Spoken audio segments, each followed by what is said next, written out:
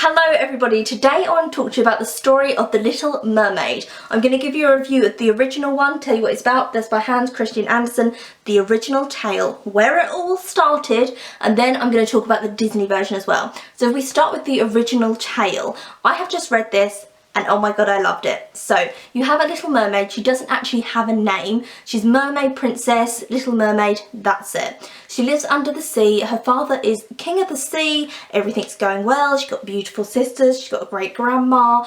But she becomes obsessed with land and humans. When a mermaid reaches 15, she can put her head above water, look out, lure in ships, look at humans. She's the youngest, so her sisters one by one go through this process and tell her what it's like on land and what they've seen.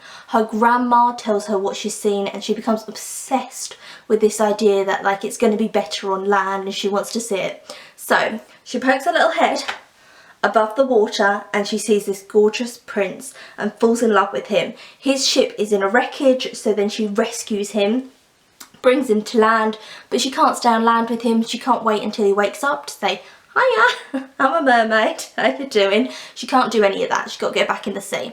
So she goes back in the sea and becomes very depressed and very fixated that like if she could be with the prince, her life would be so much better, and she doesn't really like being in the sea, flapping about. She's not interested in it at all. So ungrateful, that's what I'd say first away, because it is described as this like paradise underwater, so beautiful, but she wants to be a bloody human.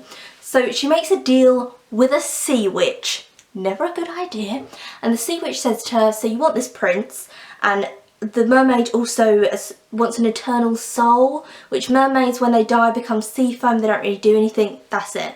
Whereas humans go to heaven. So she wants that form of it as well.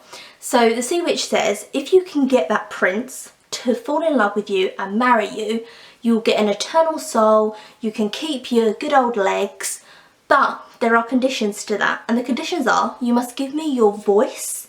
Every step you take on your new legs, you'll be in pain. It'll be like walking on glass. What? Okay.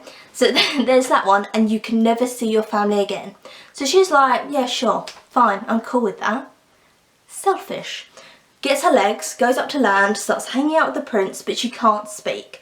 And he's like, oh, you know, you're grey. It describes her as a child that he loves, but it's not a romantic passion, a romantic love whatsoever. So he goes off to marry someone else, and she knows that she's going to die and become sea foam, and that's it. The whole dream is over. So they're on a ship one day and the prince is dreaming about his wedding and thinking of everything like that, and she looks out.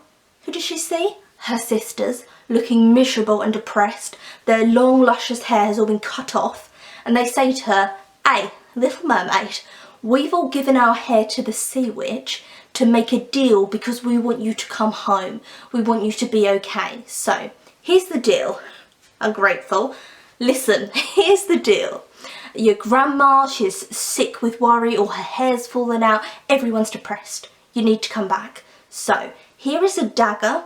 Stab this through the prince's heart, kill him, and then all this nonsense can end. You know, you can come back home. This will all be over.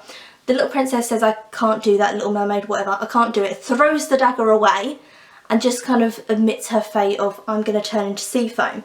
So she does kind of die, but then she becomes a spirit. It's a spirit of the airs. I'm guessing the wording of spirit of the airs is why Disney called her Ariel, maybe. And then she has to wait 300 years to go to heaven. At least. Because there's like kind of conditions on that as well. So she's messed up her family life. They're all depressed. She's not even married the prince. He doesn't care. He's living his life. And now she's got to wait 300 years to go to heaven, at least. That's the original story. I bloody loved it. I thought it was so sinister, so twisted. I loved the whole thing. I thought the Under the Sea looked absolutely beautiful and stunning. Loved it. So I loved like the creepiness of all this, and also the moral is like, don't put everything in one person, because she put all her hopes and dreams and like betrayed her family all to be with this man, and he didn't even love her, and so what she got in the end? Nothing. I liked that kind of like, don't depend on a man. All my single ladies, you know, independent woman. Any Destiny's Child song, I'll just say it now. I felt like that was very good. This is a binder. I've got 14 famous fairy tales, so expect me to be holding up this book a lot in future videos. So, now onto the Disney version. I was never a fan of the Disney version, and I'll tell you why. I loved Sebastian, I thought he was fantastic, and I loved Flounder. And I felt when she went on land, she kind of left her friends, and everything looked great under the sea. Sebastian was like, under the sea, and then you could like, the sea witch was all poor unfortunate souls. I was like, I want to go under the sea. Like, I don't want to be a human, I want a fin. I thought it looked great. And then for her to just pack it all in for a man, I thought was mental. Then, at the end, the worst bit of the film, I feel, is when she says goodbye to her dad, who's a sea king, and he's like, I just got to let you go, and he's crying, and she's saying, oh, ungrateful, you've got this sea paradise, and you're like, Dad, I've just met a man, see ya. See ya. Yeah, I know, I'm a princess, I've got all this power, got a beautiful fin, got Flounder, who Flounder has been very supportive of her throughout her life, loving. She has all this room full of human things so she can look at human things. She has this sassy crab. Nah, just a human man. So as someone who's not a fan of the Disney version, I obviously love this a lot more than the Disney version because I never liked that version. I thought she was incredibly selfish throughout it. I thought she was very bratty about things, and I thought her life was much better then. Also, Ariel, if you're watching, you know, most marriages end in divorce, human marriages. I don't know what it's like under the sea. It's probably better than our statistics. You should have stayed under the sea, sweetheart. So that's it, he'll be gone. She'll be living by herself, probably in somewhere not very nice, because there's no talk of her making a living. She's just going to become a princess. Well, sweetheart, you were a princess before. So now you've become a princess on land. Sorry, you're doing the exact same thing. I didn't like being a princess, I thought it was boring. Oh, now I'm a princess on land, it's so much better. No, you were a princess in the bloody sea. You had a tail, you could talk to the fish. You had a crab sassing and singing it up. You had all this beautiful sea kingdom, and you've packed it in for a stone castle with some man that probably you'll be divorced from in a year. Idiot. So that's my opinions on the original fantastic Disney. That is it for this video, and I'll see you again soon for another one. Goodbye.